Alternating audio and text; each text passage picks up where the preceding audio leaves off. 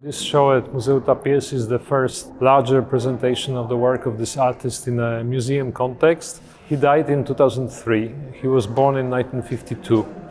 And he never had a major show at an art institution during his lifetime, and also after his death there were no major exhibitions or anything like that. So in a way it's like a pioneering work of bringing some works of André Colombier together, and there are several different types of works, and we are showing his early works, which are these sequences of 3 photographs with very simple objects arranged in kind of action on the studio in the darkness. So you could say that it's a performance recorded on just 3 pictures, but it's not a performance because it's a highly staged situation for a studio photograph. And here another very interesting way of working with objects, which were tiny commercially produced souvenirs and toys and little gadgets that he collected. So these are usually things that are bought by tourists or to have as a decoration in the house. And he would collect a number of such objects, make a selection, put it in a plastic bag, and then he would take this plastic bag with him and go to a cafe in Paris. And he would invite usually one person, and he would make an arrangement of objects on the table of a cafe, which was like a chiffre. And then he would collect the objects again, put them back into the plastic bag and disappear, and no documentation taken. So it's quite a radical, performative practice with objects.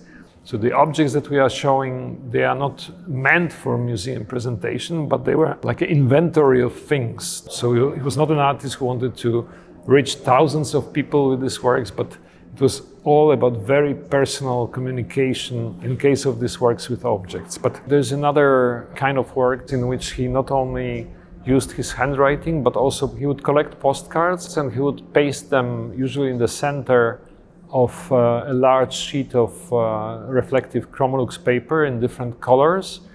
And sometimes he would repeat one and the same postcard over several sheets. So postcards are very cheap. You buy them in museums, you buy them in kiosks. So in a way he was insisting on this banality of postcards and the fact that they are, these objects of mechanical reproduction that we know was one of the key components in European modernity, the dissemination of images and creation of certain cultural stereotypes or certain, I would say, superficial or common knowledge of art and architectural wonders such as Tour d'Eiffel.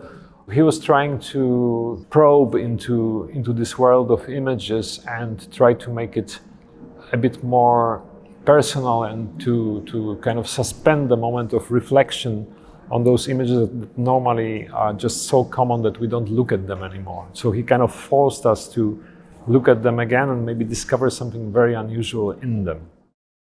In one case, he produced an artist book, and in the artist book, that's the only known case when he would bring together both the works on paper, on some pages, and on other pages that he would arrange objects in a studio of a photographer. And in this way, we were able to reconstruct the arrangements of objects following the photographs. And we also produced a video in which the book is being flipped through, so you can see actually what's in this book, which is now out of print for a long time or very difficult to get. There are several different types of works. Some of them, they are made with this favorite technique of de Colombier, which was basically handwriting on large sheets of paper or cardboard of a kind. And Chromolux was a paper used in the publishing industry, and that's maybe an interesting aspect because the space of Museu Tàpies is also a former publishing and printing house. This one is the one behind me, and it has the word phonique written by hand by the artist, but the letter O in each case, in each word phonique that he wrote on these sheets, is made with adhesive letters. So the O is very regular, and this O is like in the shape of the mouth, speaking exactly this vowel O. You can also imagine that he thought of this shape as something that further enhances this phonic or sonic aspect of the work, and that would be a typical way of de Colombier engaging both with kind kind of semantics, the meaning of the word, but also with the physical form of the word that goes beyond just the word on the page, but it kind of appeals directly to our body experience, you know, and that is something that is quite present also in several other works.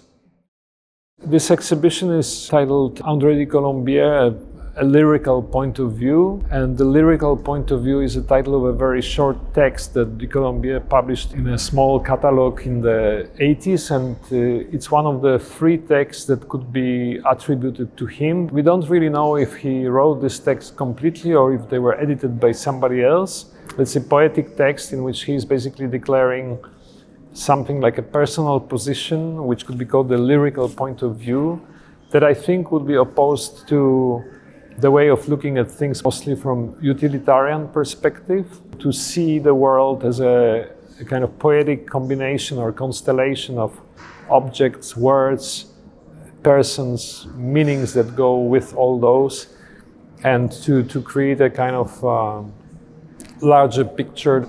And also I used this title for the show because looking at it as a kind of larger frame, let's say curatorial frame in this case, to present a lyrical point of view on the work of André Colombier.